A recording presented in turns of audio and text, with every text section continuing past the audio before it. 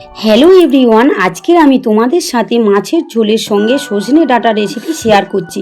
প্রথমে আমি মাছগুলোকে ম্যারিনেট করে নিয়েছি, আলু আর সজনে ডাঁটাগুলোকে এভাবে কেটে নিয়েছি। তারপর আমি কড়াইতে তেল দিয়ে মাছগুলোকে ভাজিয়ে নিয়েছি। এরপরে এক একটা ভাজা মাছগুলোকে তুলে নিয়েছি। তারপর আমি ওই মাছ ভাজা তেলের সঙ্গে শুকনো লঙ্কা, পেঁয়াজ ও কাঁচা টমেটো দিয়ে কষিয়ে নিয়েছি। এরপরে আমি যে সজনে ডাঁটা কেটে রেখেছিলাম তার মধ্যে দিয়ে ভালো করে কষিয়ে নেব 5 মিনিটের মতন। এরপরে আমি কাটা আলুগুলো দিয়ে আবার 5 মিনিটের মতো কষিয়ে নেব।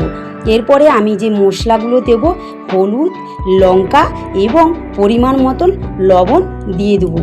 দিয়ে ভালো করে 5 মিনিট কষিয়ে নেব। নেওয়ার পরে এবারে আমি জল দিয়ে দেব। জল দেওয়ার পরে জল দিয়ে 5 মিনিট ফুটিয়ে নেব। আর আমি যে মাছগুলো ভেজে রেখেছিলাম ওই মাছগুলো ওর সঙ্গে অ্যাড করে দিয়ে দেবো। দিয়ে 5 মিনিট ফুটিয়ে নেব। আমার ভিডিওটা যদি ভালো লাগে তাহলে আমার চ্যানেলটিকে